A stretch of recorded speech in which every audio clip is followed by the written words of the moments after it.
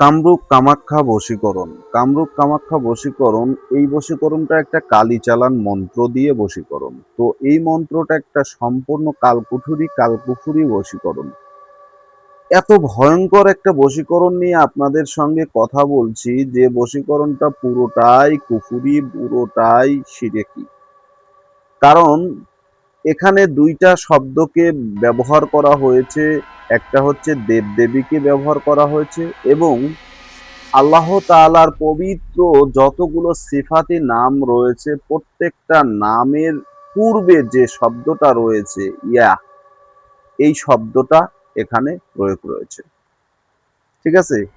তো ইয়া শব্দের অর্থ যে কতটা ভয়ঙ্কর এবং কতটা কার্যকারী, সেটা আপনাদেরকে বলে ভাষায় বোঝানো যাবে না। কারণ ইয়া অক্ষর দিয়ে একটা মারাত্মক লেভেলের বশীকরণ রয়েছে।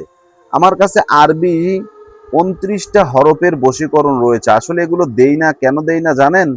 কারণ এগুলো দিলে পরে মানুষ হারাম কাজে ব্যবহার করে, যার কারণে এই সমস্ত ইসলামিক ভিডিওগুলো আমি দেই না। যেহেতু আপনি হারাম কাজ করবেন, আপনি খারাপ কাজ করবেন, তো আপনাকে কিভাবে আমি এটা দিই? কারণ আপনি খাবারের প্লেটে পায়খানা রেখেছেন, আপনি খাবারের মধ্যে পায়খানা রেখেছেন, আপনাকে তো আমি শুদ্ধ জিনিস দিতে পারবো না, বিশুদ্ধ জিনিস দিতে পারবো না, হালাল জিনিস দিতে পারবো না।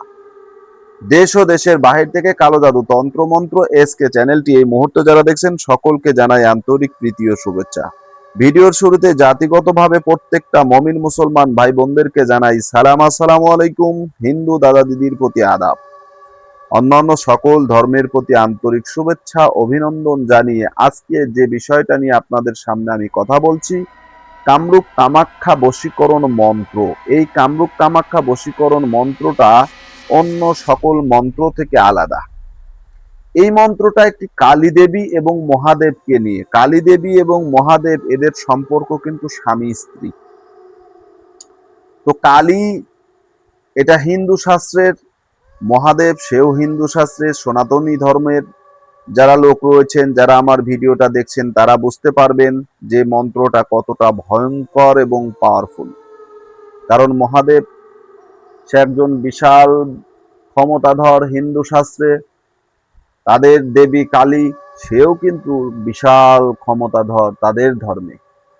তো প্রিয় ভাই ও বন্ধুগণ, যারা আমার ভিডিওটি দেশ ও প্রবাস থেকে যে যেখান থেকে দেখছেন, মনোযোগ সহকারে আমার কথাগুলো যদি শ্রবণ করতে পারেন, বিশ্বাস ভক্তি নিয়ে যদি আপনি কাজ করতে পারেন, তাহলে আপনি সঠিক ফলাফল পাবেন। কারণ বিশ্বাসে মিলায় বস্তু, তর্কে বহুদূর। যদি বিশ্বাস আপনার থাকে, আপনার বস্তু মিলে যাবে। এই জন্য একটি কথা আছে, যেখানে দেখিবে ছাই উড়িয়া দেখিও তাই, পাহিলে পাহিতে পারো অমূল্য রতন। ঠিক আছে? আর তর্কের খাতিরে যেটা বলতে হয়, যাহা দেখিনি নিজ দুই নয়নে, বিশ্বাস করিব না গুরুর বচনে। তো তর্কের মাধ্যমে আপনি কোনো জিনিসের সমাধান করতে পারবেন না। যুক্তি তর্ক দিয়ে এই সমস্ত তন্ত্র মন্ত্র বিদ্যা আপনি প্রয়োগ করতে যাবেন না। যদি আপনার মন চায়, মন যদি স্বীকৃতি দেয়, মনে যদি বলে যে গুরুজি দিয়েছেন এই মন্ত্রটা আসলেই কুফুরি মন্ত্র, কালো জাদু মন্ত্র, আর কালো জাদু কোরআনে উল্লেখ রয়েছে, কালো জাদু করলে কাজ হয়। কারণ আল্লাহ রাসূল বলেছেন, জাদুকরী নারী হোক বা পুরুষ হোক, সে যদি ইসলামের ভিতরে থাকে তাকে কতল করো। কারণ কোনো মুসলিম কখনো কালো জাদু করতে পারে না, কুফুরি কোনো কাজ করতে পারে না। এগুলো করলে আপনাকে তওবা করে নিতে হবে, ইস্তেগফার করে নিতে হবে, নতবা আপনার ঈমান নষ্ট হয়ে যাবে। এতটা ভয়ঙ্কর একটা মন্ত্র আপনাদের সামনে আমি আজকে রেখেছি। আমি তান্ত্রিক গুরু এস এম সুলতান মাহমুদ চ্যালেঞ্জ করে বলতে পারি, গ্যারান্টি দিয়ে বলতে পারি, আপনি কাজ করবেন, আপনার কাজ হবে। কাজ করবেন, কাজ হবে।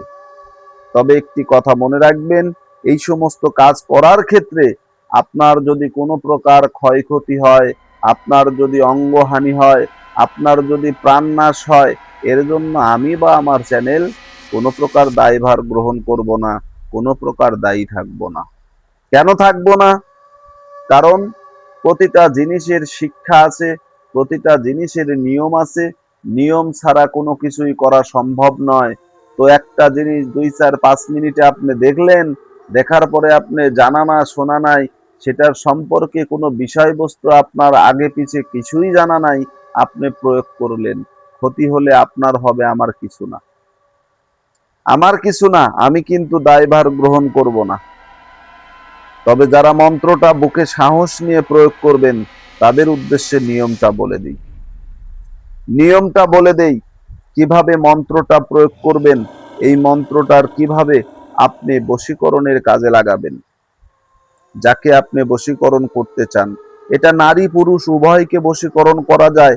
এটা যে কোনো বিবাহিত নারীকে বশীকরণ করতে পারবেন, অবিবাহিত নারীকে বশীকরণ করতে পারবেন, অবিবাহিত পুরুষকে বশীকরণ করতে পারবেন, বিবাহিত পুরুষকে বশীকরণ করতে পারবেন, অফিস আদালতের ঊর্ধ্বতম কর্মকর্তাকে বশীকরণ করতে পারবেন, পরিবারের যে কোনো ব্যক্তিকে বশীকরণ করতে পারবেন। এটা এমন একটা বশীকরণ, এমন একটা কালো জাদু, এমন একটা কুফুরি বিদ্যা, এই বিদ্যা প্রয়োগ করার সঙ্গে সঙ্গে আপনি কিন্তু ফলাফল দেখতে পারবেন।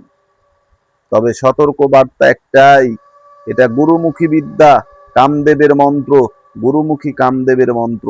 এই মন্ত্রটা যখনই আপনি প্রয়োগ করতে যাবেন, মুখে কোনো জড়তা রাখা চলবে না, জড়তা রাখা চলবে না।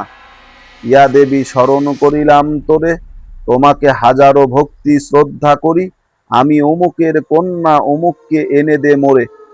এই যে মোরে, এই জায়গায় আপনি আপনার নাম বলবেন। অমুকের, অমুকের জায়গায় যে মেয়েকে ভালোবাসেন, সে মেয়ের নাম বলবেন। অমুকের কন্যা, এই অমুকের জায়গায় যে মেয়েকে আপনি বশ করতে চাচ্ছেন, তার মায়ের নাম বলবেন। অমুকের কন্যা অমুককে এনে দে মোরে, দোহাই কামরূপ কামাখ্যা দেবী, অমুক যদি আমার কাছে না আসে, কামাখ্যা দেবীর আর বাকি যা আছে এটা আপনারা পড়েন। ঠিক আছে? মন্ত্রটা এভাবে পড়তে হবে, শব্দগুলোকে কঠিনভাবে বলতে হবে, শব্দগুলোকে ঝংকার দিয়ে বলতে হবে। যদি সঠিক নিয়মে প্রয়োগ করেন, 24 থেকে 72 ঘন্টার ভিতরে এই মন্ত্রর কাজ হবে।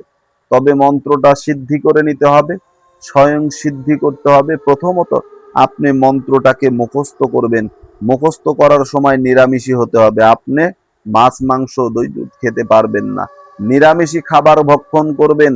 এরপরে মন্ত্রটাকে মুখস্থ করবেন। শনিবার অথবা মঙ্গলবার রাত 12টার পরে এই মন্ত্রটাকে 108 বার জপ করে জপ সিদ্ধি লাভ করবেন, অথবা ঈশার নামাজ পড়ে বসবেন। যারা মুসলিম আছেন, ঈশার নামাজের পরে বসবেন। সনাতন ধর্ম অবলম্বী যারা আছেন, অন্য ধর্মের যারা আছেন, রাত্রে 12টার সময় থেকে শুরু করবেন।